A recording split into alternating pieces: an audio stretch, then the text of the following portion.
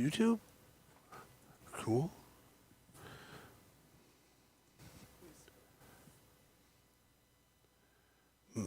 Facebook.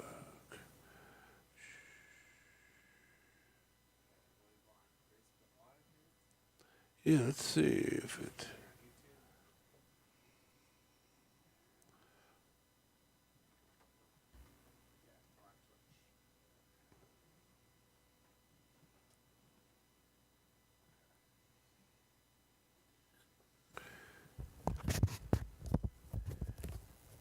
Okay. Oh. So, Oh. Okay. So I'm gonna go out of Facebook and come back into it. I tagged you on Facebook. Oh. Okay. So I'll try to find it. And okay. Now, can you share this? I think so. Make that share. Sorry. Thanks. Yes, I hit the share thing. Good. Right. Thanks.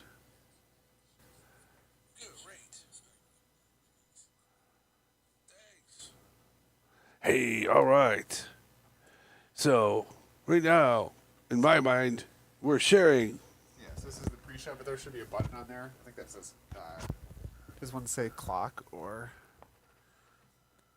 the timer? So once you hit the timer, then the timer will start. Okay. So, Oh, it'll start in. start now. Hi. Hey, folks. Welcome to Small Talk with Matt and John. Hello, viewers. Yeah. Welcome to our show. Yeah.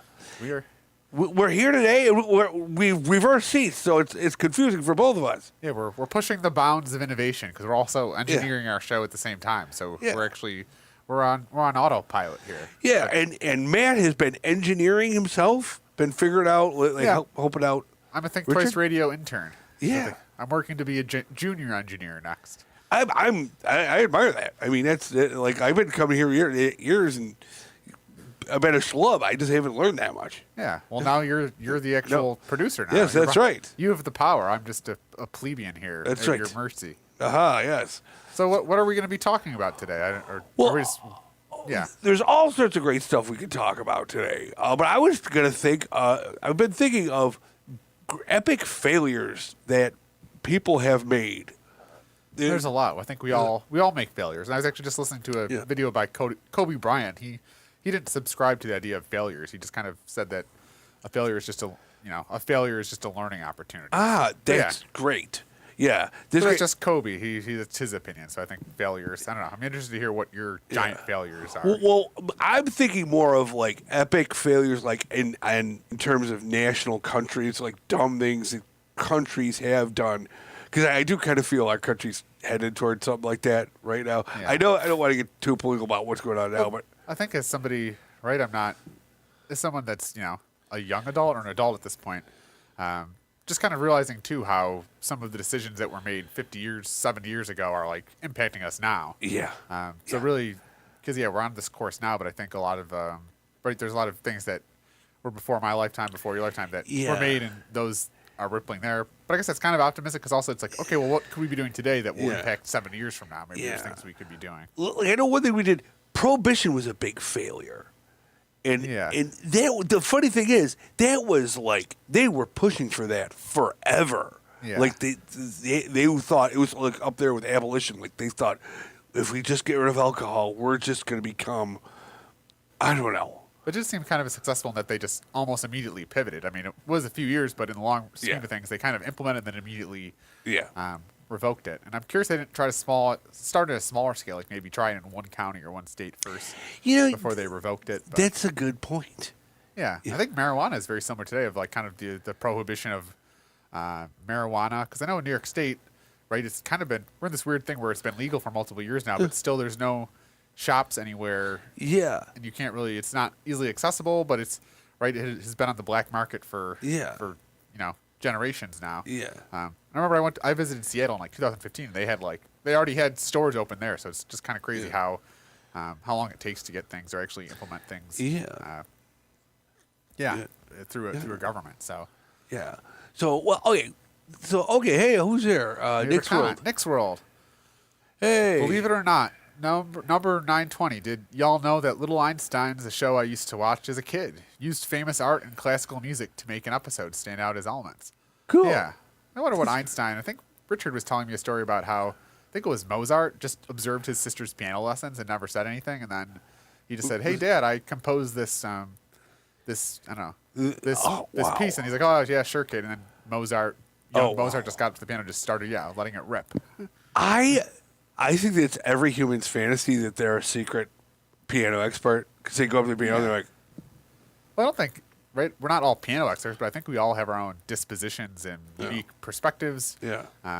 I feel like everyone is a Mozart in their own way. Maybe not. Yeah. Maybe they can't play the piano, but I feel like we all maybe have suppressed genius within ourselves. It's just a matter of, because then I was asking, well, what if Mozart never, sat in on a piano lesson? What would he have? Would he have just been just a boring, just a bum? guy? Or would he have found piano, or would his genius just have been applied to something else? Yeah, I think it would. He probably been really good at something else, but it would be something that nobody would care about. Like you'd make those little italic things on columns or something. Yeah. Well, there's a quote that it's not how hard you work. I mean, that matters, but it's also like what you work on. So, right, someone that runs a corner store and someone that runs, I don't know, a bank, they're both working, right? They're both putting in hours, but just because of what they're working on, they're kind of the output of success, if you will, is kind of, different. So. Yeah. So, okay, well, getting to my theme of great failures in history. One thing that came to mind was the Great Leap Forward that happened in China in around 1958. Okay. Thanks to a guy named Chairman Mao. Oh, Mao Zedong. Mao Zedong. Now, What is the Great Leap Forward? Okay.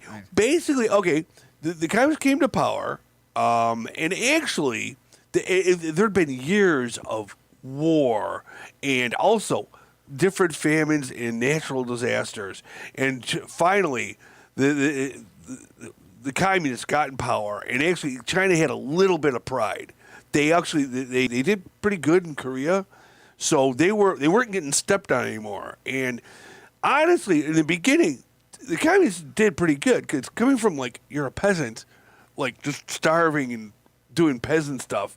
And they did kind of advance the lives of the normal peasants a little bit, which is I know China's been, right? And so you're saying that Great Leap Forward was a failure? It ultimately, this is the thing. But there was... Well, my only thing is, if it started in 1950s, here we are 70 years later where China was this kind of, agriculture society. Now they're challenging U.S. and slowly overtaking us as the most powerful economy. So really it wasn't all now they're doing... Their secret is capitalism. It's a capitalist, but anyway, that's their little secret. But back then, they were trying to make a purely communist state, and their big competition was the Soviets. And Mao had they'd gotten a lot of help from the Soviets, and as a mark of pride, they wanted to pay the Soviets back, and they also wanted to outdo them in communist terms. So they rallied the country, and they thought just by pure will, the will of the chairman and the peasants just working in collectives, that they would outproduce, they would super outproduce Britain first and then the U.S. They would do that. They want to do it purely communist, with just pure communism. And they started off the peasants did a lot better than they had been doing, but then they started to break up. They were in collectives of maybe 50 families, but then they went to 10,000 families, collectives, and they broke apart the family unit, where they would send the mothers out into the fields, and then they would send the fathers out somewhere else. They have old women look after the kids, and they started doing all these experimental things, and they had kind of bad advice from the Russians about plowing and everything. That's where my understanding of China, right? They are still kind of run as a communist because they still have the chairman who's kind of runs everything, but they also have they have this weird state-run capitalism where it's right in America we have, even though we don't have a truly free market, but we have more or less there's no entity that controls everything. Where China is kind of a state-run capitalism, so they're almost right. I'm still pretty ignorant to how China works. I think most Americans are. Yeah. I am too. Yeah. But yeah, because they've kind of, and I know from an urban planning perspective, they just maybe this is part of the Great Leap Forward, but they kind of engaged in this rapid urbanization where they literally they drove right a generation ago. China was mostly peasants that lived in agrarian in the rurals. They essentially drove people to cities to do this mass urbanization, and even that's where I'm curious because sometimes I think China has this thing where the government has built these massive cities that you go there and there's no one there because they're almost like building. They're like because they have a little bit of communism. They're not building anything for market. They're just building things to pump I up know their they have insane cities that they've built and projects that they've done. Like they're great, but sometimes some of them are useless too. Yeah. Like abandoned cities. And, and that's the other thing I guess I've heard a little bit about is actually.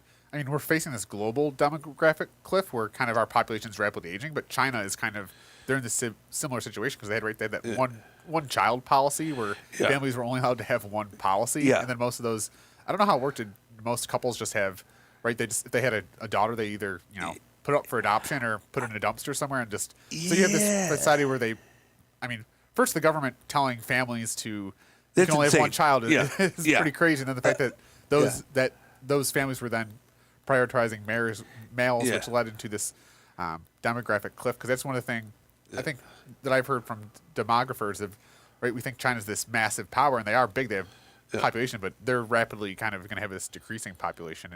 And I'm just curious as an American how strong and stable their society is, because it is top-down run. But then you see them, they're going to Africa and building infrastructure. And I think the big fear, though, too, that a lot of the Chinese have is that they could fall apart. Because they've done that before. They've had like I did a thing before about the Taiping Rebellion, and it was is that part of the Tiananmen Square? That was in like around when we had our Civil War. They're in the Taiping Rebellion, and that was number one. That was 30 times the largest civil war on the planet ever, and it was going on. It was 30 times bigger than our Civil War.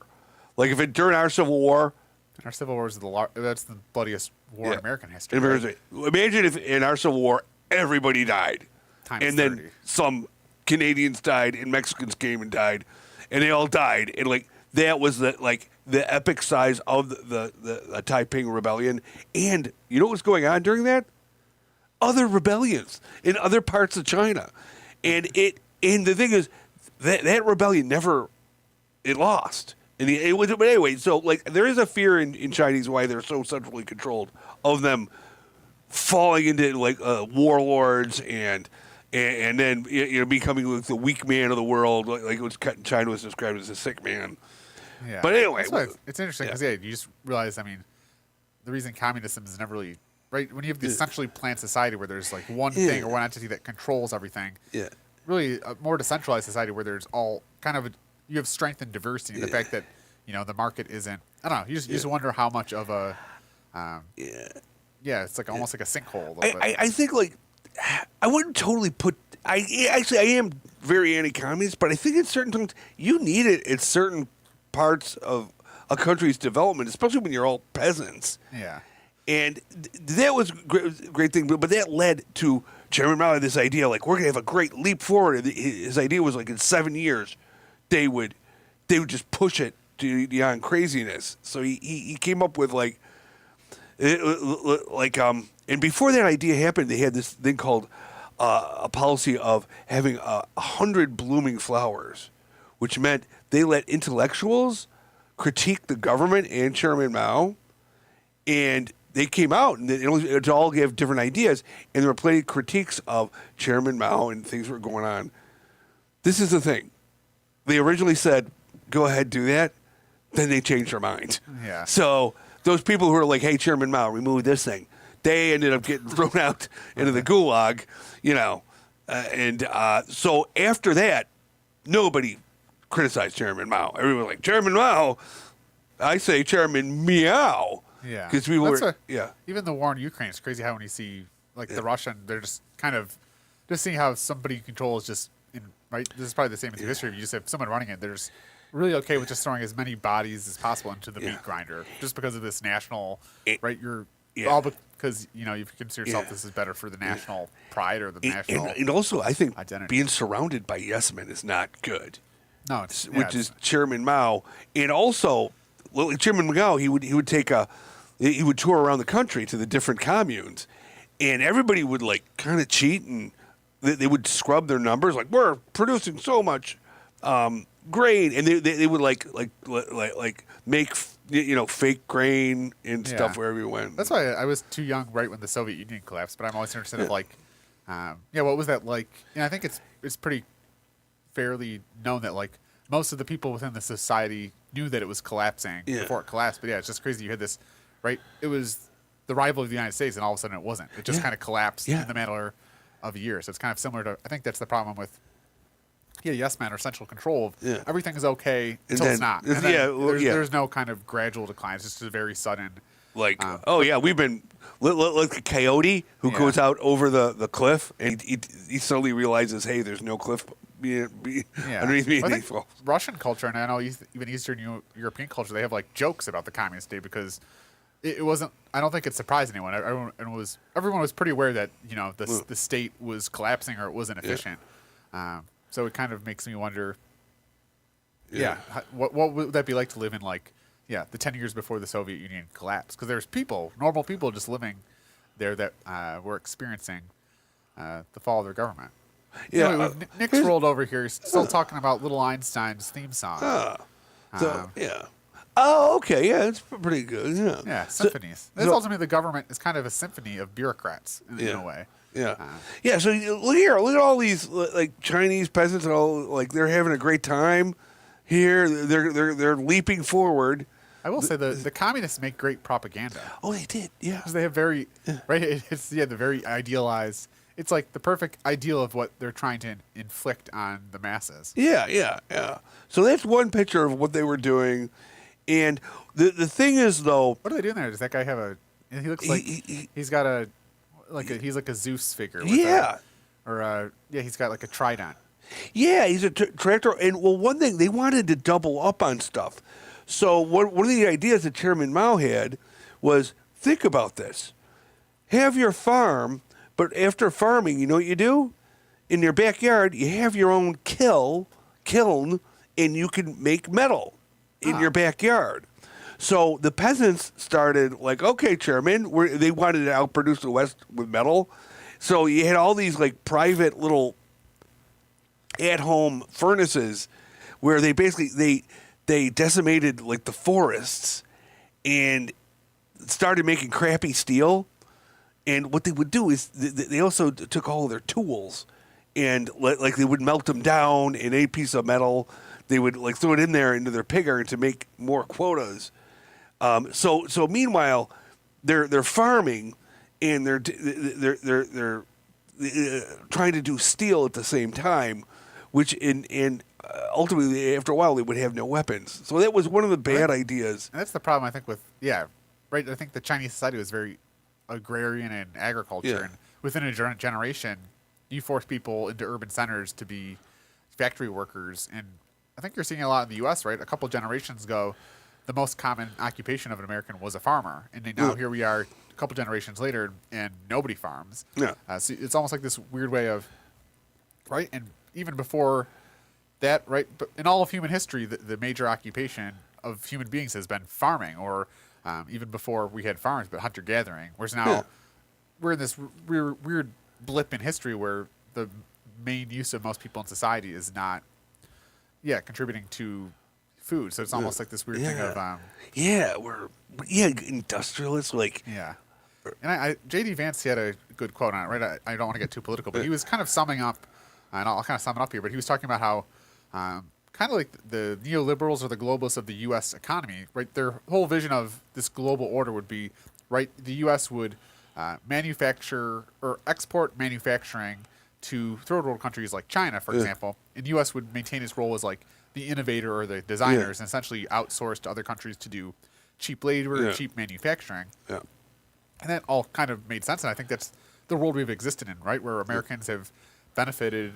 I mean, really, if we really knew how our iPhones were made, right, a lot of our products that we make in the U.S. that are exported are made by human beings that make well under the minimum wage. If anything, it's almost slave labor. But he was talking about how this, the American elite thought by exporting manufacturing, we'd maintain our role as designers, innovators, and essentially one of the big miscalculations is that through the Chinese, through this mass urbanization, through this mass essentially design and construction of everything, then became good designers and innovators because they understand the actual process of designing and manufacturing products. Yeah. So kind of now we're in this position where those decisions, right, gutted the manufacturing base of the United States. You think of like your dad, my grandpa, who, you know, the stamping plant, the Ford, which is still there, but how many factories, manufacturing plants in the U.S. were here on U.S. soil, and we exported that, and here we are a generation later, and we don't know how to manufacture or build anything. And now the Chinese, not only do they know how to manufacture things, but because they've been manufacturing things in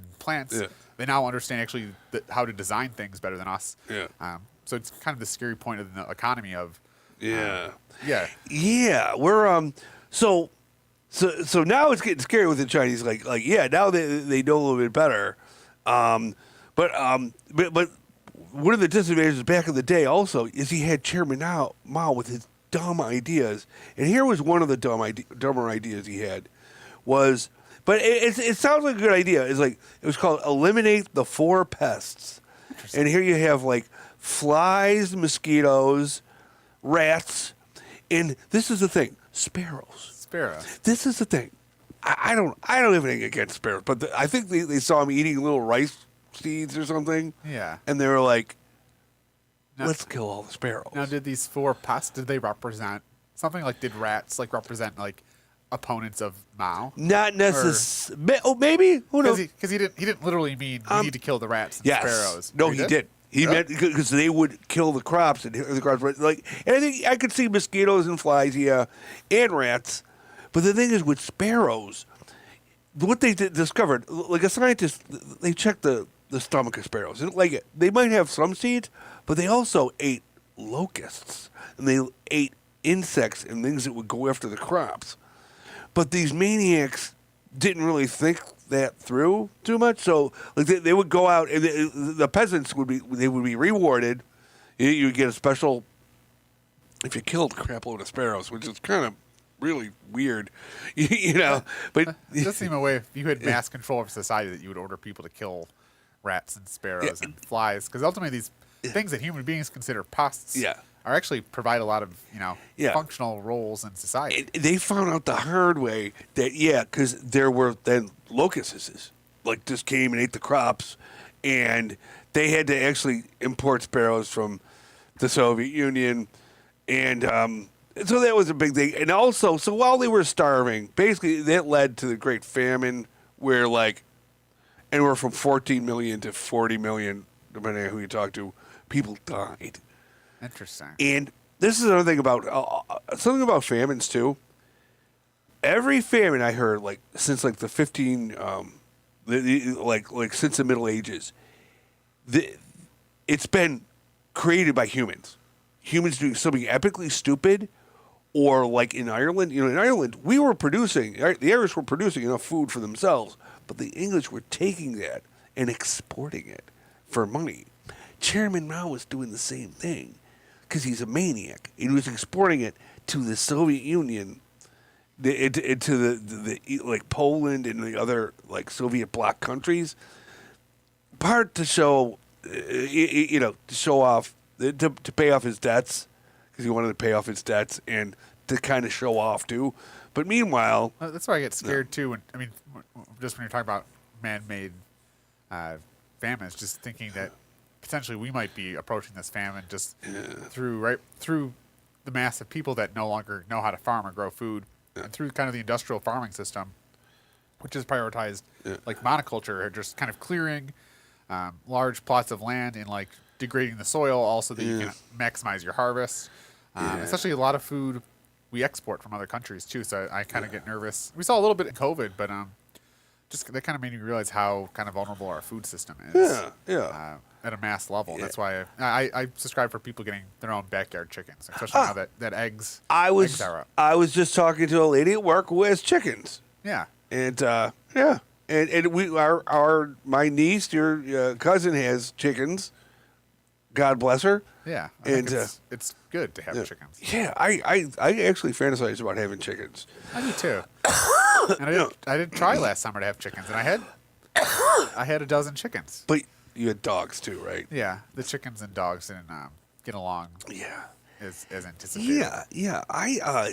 Because I know chickens. You just put them in your yard, and they're like, they play that music, Yeah. the farm music, and they're No, they scratch and and they make eggs. Ultimately, they especially when eggs are rising in price, they actually produce food. So they actually they're good for the environment. I could go on and on about praising chickens, the fact that they give us eggs, and meat. You can eat them too. Yeah, they are delicious. they actually are friendly. They kind of will they're not stupid. I think right people we kind of think that we're just kind of ignorant. We think we're at the top of the food chain, and that everybody else is pretty dumb, but we're also kind of dumb in our own ways. Yeah. I mean, stuff we do.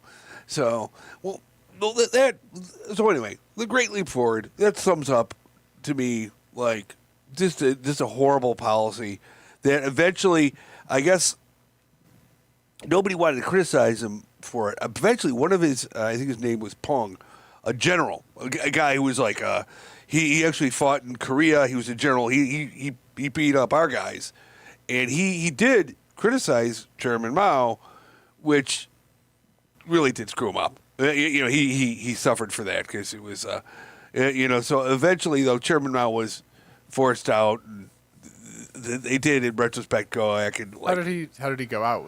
Did he peacefully resign, or was it a Caesar type? It was. I think it was peaceful. I think it was revered. He was kind of forced out. I think the story was they ended up blaming his wife and the Gang of Four. I guess it was a Gang of Four. They blamed them on a lot of the stupid things because he still was revered, as practically godlike guy. But he did all the things. Sexual wise, he would grab female peasants and have his way with them. The Chinese never heard about this for decades. Yeah, I would imagine he had absolute power corrupts, absolutely. So especially the idea that you could just say, oh, you looked at me the wrong way, off to the gulag with you. He did get like that. Especially what's that like to be? I've never been surrounded by yes man. I feel like that would right. Obviously, it leads to outcomes, but I feel like it would be kind of cool to be surrounded by people that just agreed with everything you said. Yeah, that would be fun. You have a bunch of yes men under your control. With me, I drink even more, I guess. And become even sloppier. Well, especially you could say, hey, give me another beer. Yes, sir. Here's another beer. So it's, I guess, without your own self-control, things could get out of hand quickly. Or, send that guy to the gulag. Okay, yes, sir. Or, implement this disastrous policy. There's lots of things that could go wrong.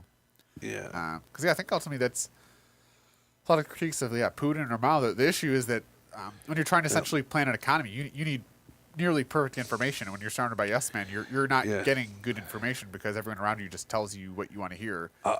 So those economies are vulnerable to because they're literally operating with total control on bad information. Yeah. I know Jim Jones. Have you ever heard of him? Yeah, is he the punch guy? He was feeding punch to people.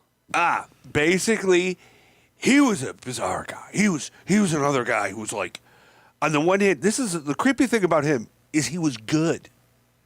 He was a good, pure Christian, but also an absolute communist and a killer and a mass murderer. He ended up becoming, but he had the yes men around him, and he got really paranoid. He was also very cruel too. But the weird thing is, he was, if you look at his life, he was, he's for civil rights and helping the poor, but he honestly meant it. Like he would do dishonest stuff like faith healing and get lots of money. But this is the thing, he would then take care of like elderly sharecroppers from the South and put them up in like old and instead of ripping off old people, he would rip off everybody, but he would help out. He would have like nursing homes for older people and for genuinely poor people. And he really honestly helped them out. In the civil rights, he was active in the civil rights. And when he went to San Francisco, a lot of those radical hippies kind of joined him. and then he got even weirder. That's where he started, and of course, then he. That's when it seems all the transformational leaders. It kind of goes off the rails. It almost always starts good with good ideas. And as you acquire more power, it gets more to your brain. And things go off the rail pretty quickly. Yeah, and he got totally paranoid. He started taking lots of drugs and speed, and he realized God wanted him to. Oh, he would sleep with the hot women, and he would say he was helping them. I see. And like, they would he had all these like mistresses and guys too. He would sleep with the guys too, and said he was helping the guys. Did he have a compound in South America? This is like plot. He was afraid of nuclear war. So yeah, he made a compound, and also people were criticizing him. And he went to South America, and he brought like 1,000 of his followers there. It's the saddest story. How'd they get there? Like on a boat or like on a plane? They took a bus. They would they flew there. It flew there, and not just. It wasn't like they just went there and they went like 20 minutes out. They trunked through the jungle where there was no roads for like 22 hours, and they started they built their compound in the middle of the thing, and it was really hard. And like basically, it was really sad because it was a bunch of poor black people from the South, but also they were run by like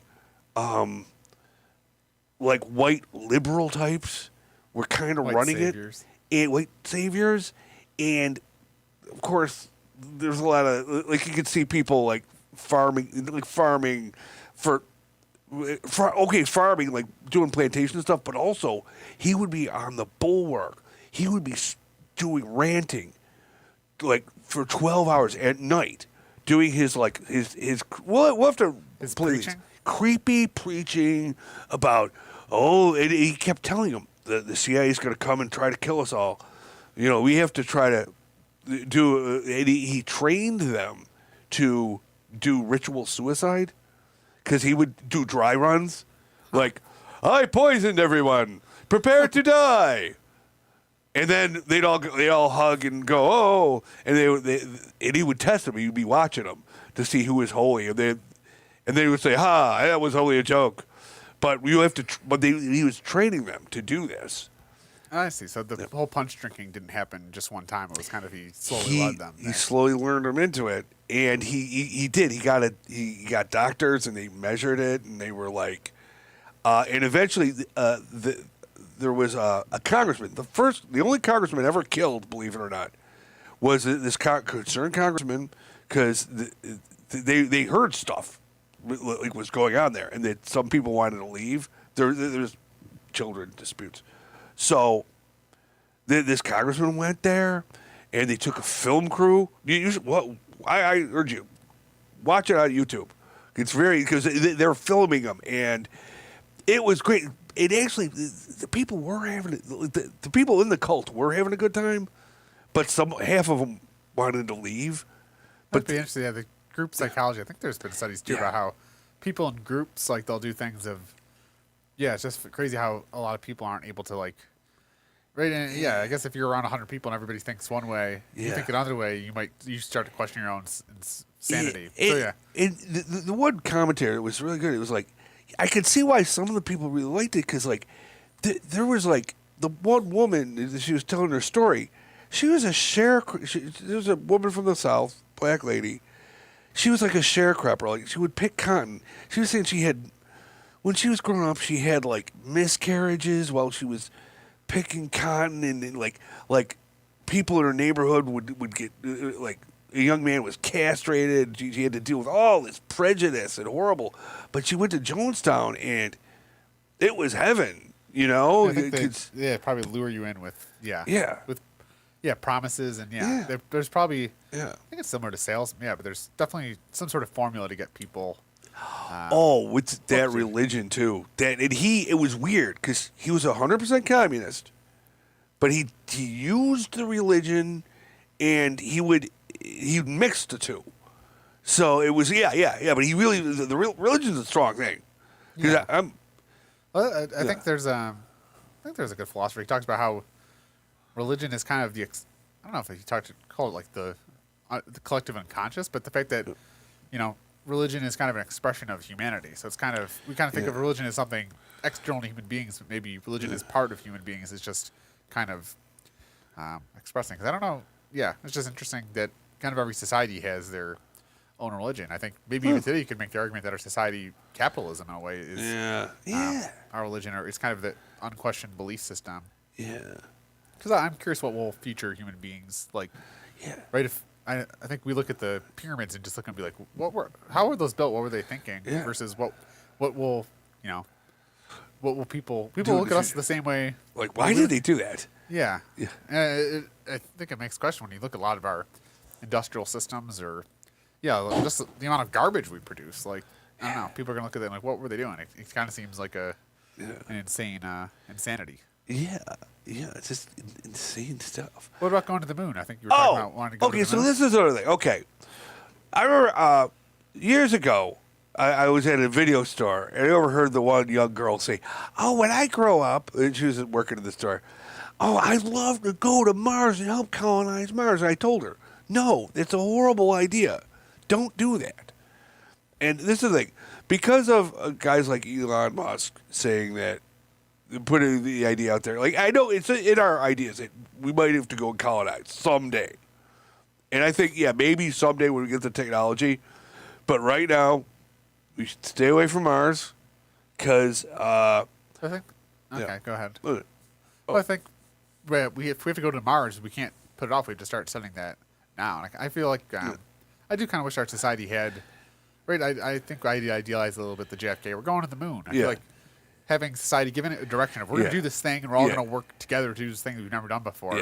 Because ultimately, I think we do need to try to go to Mars, or even setting the goal that we're going to go to Mars. So many good kind of offshoots will happen. I think we do have to have the goal of getting there, but we have at this point we have to make it doing cheap. And I think the idea of setting that goal, then getting all the technology that goes along with it, and all the stuff that you built up, that's a good idea. But it shouldn't be our escape plan at all, because they're still saying this is the thing with Mars is. But this is the thing. I do want us to build the technology to get there, and do that. But the thing is, one thing, when you get on there, if you get on Mars, number one, we have a magnetosphere which protects us. The Earth has an iron core. Okay. So, like, here's the iron core. Like, basically, sun comes at you with its rays that will kill you, and they go around the Earth because love that magnetosphere. But outside, I had a friend that talks about, I think, of the magnetic pole switching and stuff, and there's a conspiracy there. But also, space junk is a thing, too. Just space little pieces of garbage that are... Yeah. Oh, that's all. Actually huge. Yeah. They're huge problems for launching things out of the... Yeah. But that's another thing. In order to get to Mars, there's only every 12 years or 8 years, the Mars gets close enough where you could send something there. It would take 2 years to get there. Yeah. And they're saying with that, and the thing is, though, you'd have to get there. You'd have to bring crap loads of stuff if you want to get there and get back. Because just getting off of one planet is one thing. Yeah, but then getting to Mars and then having to launch back. That's what I think. It's easy almost if you went on some sort of scientific suicide mission. We all agree we are not coming back. We're going there, and this is a one-way ticket. That is what you would have to do. But also, when you get there, you'd be bombarded by cosmic rays. If you were on the surface of Mars, you would have to eventually go underneath, go underground. Because if you're up, even in astronaut suits, you'd be bombarded. You'd be basically getting X-rayed 24/7. I see. So you couldn't just hang out in your mobile. You'd have to actually... Yeah. But the thing is, maybe we send robots there and they build the society before us. Now, that's an excellent idea. That I think what we have to do is develop robots that could do things, but also, this is another... Tardigrades. Integrate tardigrade technology. Tardigrades. Yeah, but this is another thing. There was a goofy movie called, The Martian. I forgot the one actor... And do you remember this, where he started growing things on Mars? Okay, I think I've seen some rendering. That makes sense to just put a greenhouse up on Mars. And that's what he did. He had a greenhouse. He started growing plants. There's no way we can do that. Because it's the Martian soil is a lot of salt. Yeah. It just couldn't be done. So that's off the table. Well, how do we know? Maybe if you dig a foot under the surface, like, I don't know. Maybe there is good soil there. Well, somewhere. like I say, maybe they should keep sending rockets. Or maybe just bring potting soil with us to Mars. So that's something you'd have to bring. I think there's even greenhouses where they'll use like tilapia fish and the fish poop in the water that fertilize the plants. So you can actually do farming without soil at all. Oh, that's some sort of hydroponic system. That's yeah. Okay, that would be because that's when I envisioned us settling Mars. I just imagine these giant geodesic dome greenhouses that we would set up on the surface. Yeah. And then but I think you got to send an army of robots there first. Yeah. To kind of get stuff set up for us. I would say that too. Yeah. Yeah. Like I'm not totally. See, I think we're in a position now where, like, say we just Kitty Hawk. You and me are like Wilbur and Edward. We just did Kitty Hawk. Or we just made the first plane. Or Lewis and Clark. Yeah.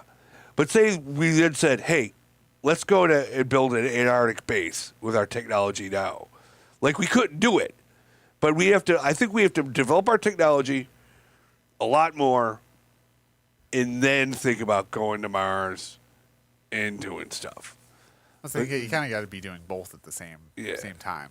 Yeah. Because, if you put all your eggs in a basket here, what if things get... Yeah, I guess it brings up a lot of ethical issues, too, because, if things get off... It's almost like a Titanic. If the world's burning here, who's allowed to get on the ship to Mars, right? It's going to have, like, a Jeff Bezos Blue Origin or thing where you have the rich people kind of create a new society. Yeah. And it also, they're just saying, like... people, we like Earth. We really do. Even the Antarctic. I think, we definitely need to take care of Earth. Yeah. And go to Mars. I think you don't need to trash Earth and go to Mars. You can ideally do both. Yeah. I think it was Neil deGrasse Tyson. He said his quote is like, if you have the technology to terraform Mars, you have the technology to turn Earth back into Earth. Yeah, terraform Earth. And we should not, we shouldn't crap it up. I was just watching a documentary about the Amazon, and it's crazy how much...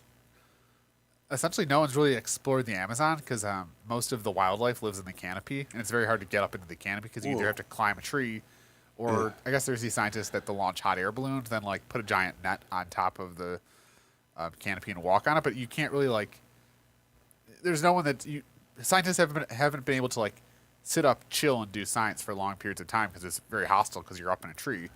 So it's kind of crazy to me that first of all, the rainforest is like not explored at all. And also, even if the people that have explored it haven't spent any time in the canopy, and that's almost like where all the wildlife is. So it's crazy. I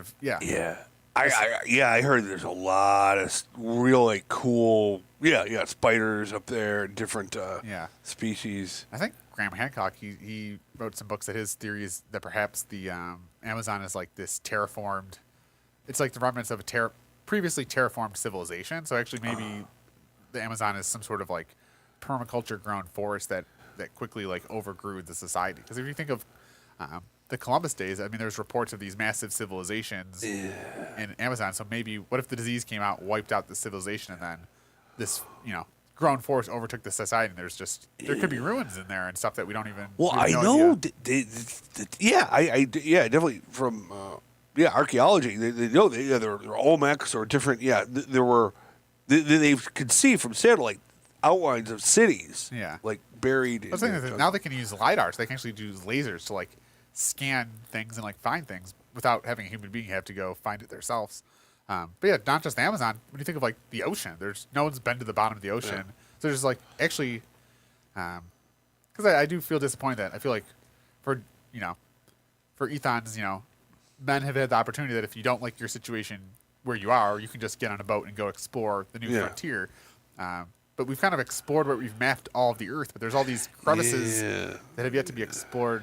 So I feel like there's lots of. It's just crazy that we're on Earth and there's still a lot of things that we don't know. We don't know all the species in the Amazon, even the ones we have. No one's really fully, study them. Versus, what's at the bottom of the ocean? What's in Antarctica? There's lots of hostile areas that are hostile to human beings that we just don't know anything about. And we're here on Earth and we don't even know. Yeah. It would be nice. It would be nice to find out all the crazy stuff or new stuff. Like, think about it. There could be like other Tutankhamens, like like tombs out there that we haven't opened up yet. It was like Gobekli Tempe, which was this old.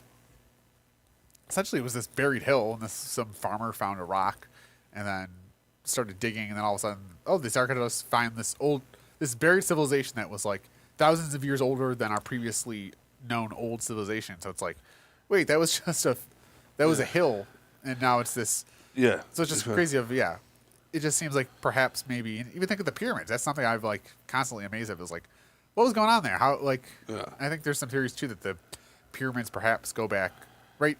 We think of them as like ancient Egypt, but there's actually some research coming out that perhaps that the pyramids to the ancient Egypts were ancient. So maybe they inherited them from a previously ancient society that right, we've lost. And part of the problem of being human beings, the one constraint we have is we're not able to pass knowledge well throughout time. So I mean that will get you really excited to think about, wait, what if there was an ancient civilization to the ancient Egyptians? And then they were building pyramids. It's like, what was going on then? I know, like to the Romans, I think it was like the Mesopotamians were ancient. Yeah. Like they were like that was like 10,000 years before them. Like the guys like I think it was Cyrus the Great and all that. That was ancient to them. Even when you think of Noah's Ark, I mean, I've seen some theories that, right, Noah's Ark, we think of this as like this fable, it's made up story, but what if it's this ancient story that's so ancient and so true that it's the one story that has been passed down? What if it does kind of, maybe it's a story of an actual event, of an actual flooding of this, there's maybe an actual ancient society that was flooded, that we've lost out of. Well, I know, like if you look at I always heard this too, that the Mediterranean, at one time, the Mediterranean was a dry basin. Yeah. And basically the ocean level at some point, like, started just flooded in there. Yeah. So there could, who knows what. That's crazy when you think of, evolution of, right, human beings, right? We evolved over hundreds of millions of years. So if you even just go back a million years ago, that's before any, we have no idea what the human species or what we've evolved from. But those were human beings, and they had a life, and so it's crazy. Like, we really have no idea about a million years ago. 100,000 years ago is like ancient when you think of the world. But there's things that were very similar to, right, in many ways, we're no different than a modern man. But we just literally don't know anything about them because we haven't been able to transmit knowledge. So it's just crazy. I wish I could invent. Even coming back to your physics discussion of the time travel, it seems like we do need some sort of radical like function step in physics of time travel or actual the ability. I don't think we're going to get a machine and send it to Mars, but maybe we hack physics somehow that we're able to just like get in a portal and then we're on Mars type of thing. Or maybe, I mean, I would love to just do like, what if we could just get in a, I don't know, hack physics and go back 100,000 years ago and just observe? Because it sounds crazy now, but like there was a time when it would have been crazy for humans to fly, but we figured out. You can say there's no way a human can fly, but no, we figured it out. We were able to hack reality. We were able to build a machine. Now we could fly. I think when people think, it's crazy, I mean, obviously it is crazy, but when you think about, nobody in humanity knows what's going on. Nobody can explain, how did we get here? How are human beings? What's this all about? Yeah. So the idea that, I think it's also, right, we just need another genius to come figure out, some sort of, right, it probably is just some sort of math equation that we probably don't even know the math equation, let alone the math behind solving the math equation. Yeah. So lots of work to do, but I don't know. Maybe the AI comes in. Maybe the AI is the thing that solves it, because if they're, I think I saw a study that says when AI really gets up and running, it's going to be like coming out with Nobel discoveries, like Nobel scientific discoveries, like every 6 seconds. Which right now a human being can spend their whole career and. Think of all the scientists that did science and nothing, but I remember like hearing a young girl say this when I was younger. It was a very smart thing. She said, maybe when I get older, do you think maybe we'll be able to cure all diseases? And I'm like, I hope that day might happen where they're like, what? Disease? No, we can cure. Here, eat this pill. This is going to cure your cancer and your heart disease and... I think there's lots of room for 200 medical, because when you think of, right, a lot of our healthcare system, is it based on actual health science, or is it really just based on the idea of how can we profit off the sickness of people. So I think there's a lot of innovation to be done, and I think you're already seeing some innovations in like anti-aging, and there's lots of things that we don't know. Again, that's another area of science that we're super ignorant to is actual, human health. But I think we're getting better at understanding that. But yeah, I think you're also going to see the idea that maybe even with AI, maybe humans just kind of somehow evolve out of their own, right? We're just constrained by this meat bag that we're in, because the meat bag ages, it gets old, it gets sick, right? It can't be in space because of rays. But what if you could take your human consciousness and just embed it in a machine? Then you could potentially live forever. You could go up, be a tardigrade in space, and be subjected to. You could be a machine with your human consciousness at the bottom of the ocean. Whereas, right, if we have this meat bag that we're in, we can't really do that. Oh, wait, what is this? We kind of ignored Nick for a while. I'm sorry. Well, Nick's role, they're talking about Navajo art, pictographs, and pictographs. Oh, okay. Yeah. Julius Caesar. Favorite Shakespeare plays. Mine are Macbeth. Okay. Midsummer Night Dream and A Tempest. Oh, okay. My favorite Shakespeare. I don't know. Probably. Probably The Tempest. Yeah, I guess as I got older, I've had more respect for Shakespeare and English language and understanding it. But that's another one of Shakespeare.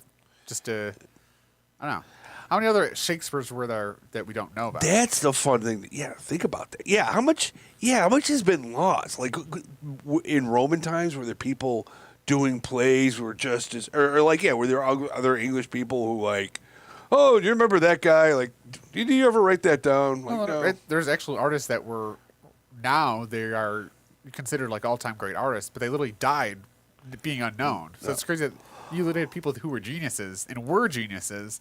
They died thinking they were complete failures, and then their work wasn't discovered until they're dead. And now, they're like famous geniuses. So it's crazy. How many other famous geniuses just went to their grave that we don't know about? What is the definition of genius? So that makes you think that, right? Even who was it? Was it Galileo that got crucified? Like, no, I don't. No, Galileo. I think he got in trouble, but I don't think he got crucified. Or was the scientist that said they proposed that the Earth was not the center of the universe? And instead of like the society being like, oh, thank you for your innovative discovery, they literally just they killed him. I know there was a guy who I think he had a vision it was similar to that. He's like, he had a vision that all the stars had planets around them and there were worlds on all of them. And I think he was killed. But he was pretty close. Who was it, Galileo, that he literally bucked the Catholic Church and said, the Earth is not the center of the universe. This is the science that shows that the sun is actually the center. And then they asked him to like revoke his claim, and he said no. And they just like I think it's an example of people that are so far ahead of their time. The society doesn't usually welcome them and show them love and respect. They kind of crucify them, and then the people 100 years later say, "Oh, that guy was onto something." He did. I don't think. I know Galileo got in trouble. I don't know if he was. I know some guys were killed. Exercised, or he got outsourced, or even Jesus. Right? He was preaching about love and happiness. And what did the society do to them? They crucified him. Ouch! Yeah, it's always at the crucifixion. Yeah. Well, the martyrs. We are in this Lentil period, and you think about.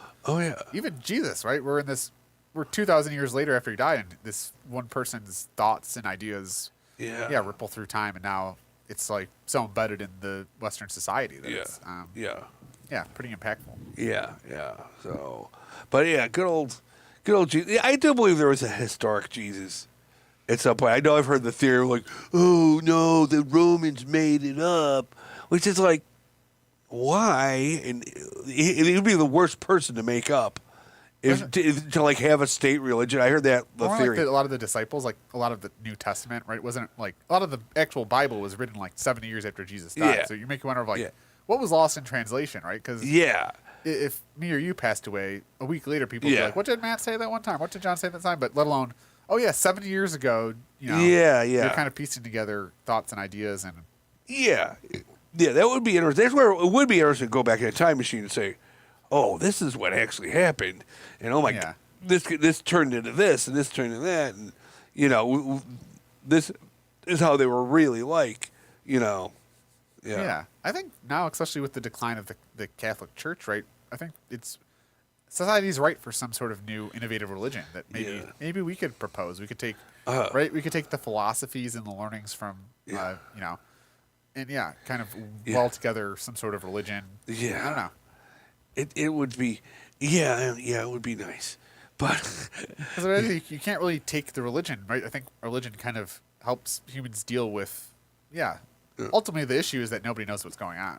So religion has kind of helped people deal with the fact that we all get up, put on our underwear and socks every day, have no idea what's going on, and then go to bed at night, and in between we live a life, and we try to keep our blinders on and not think about it. But I mean some of the aesthetics of have spent their whole life just pondering the nature of reality. And the problem now is the Bible God.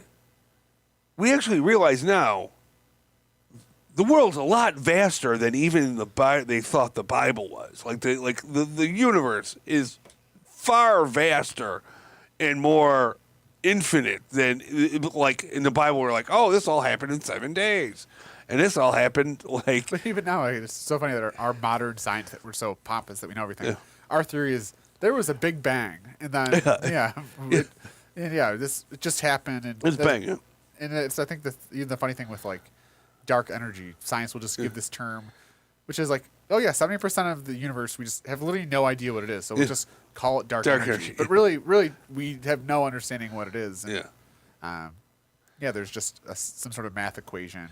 Yeah, that whole dark energy thing.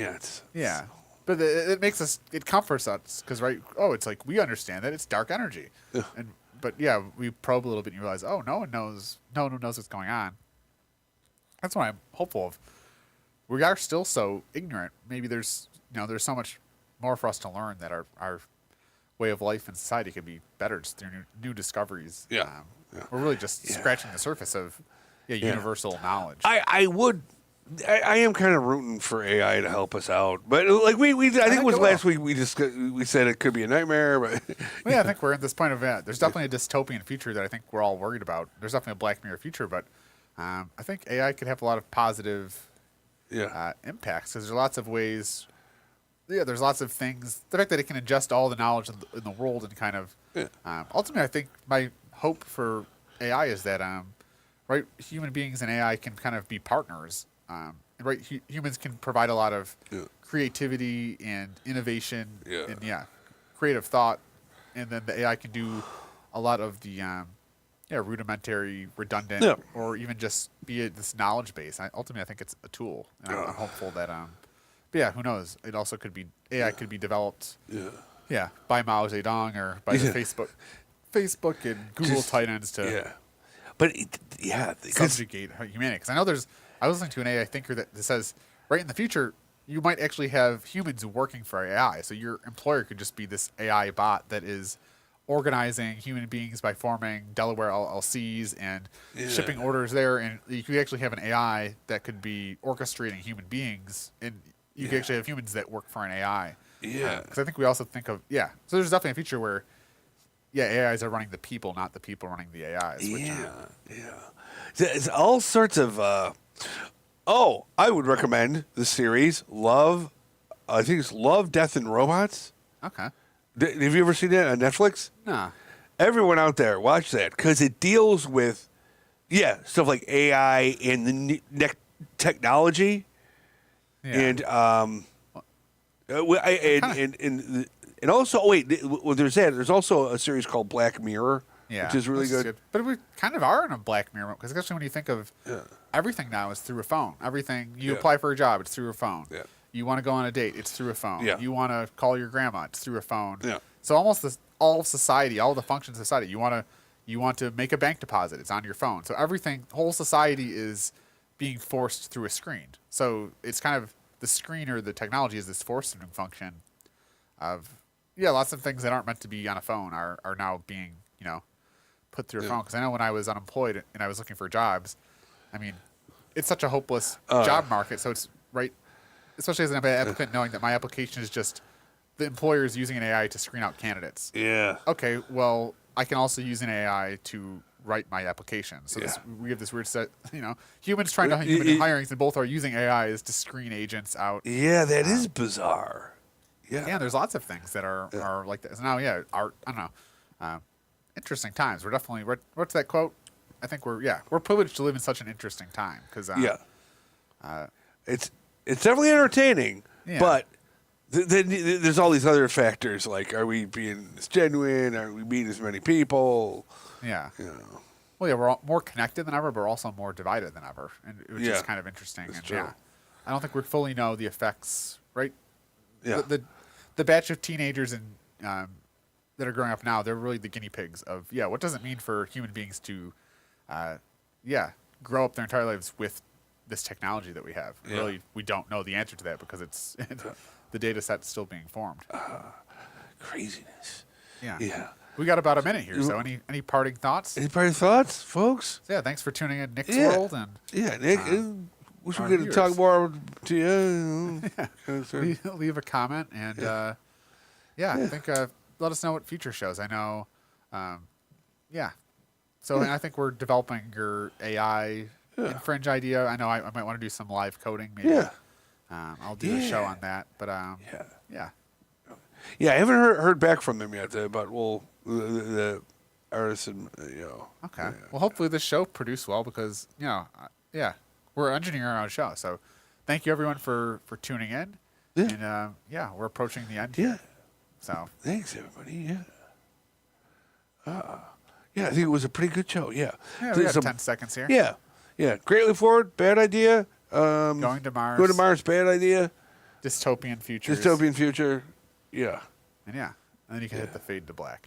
Fade to black. Fade to darkness. Fade to black.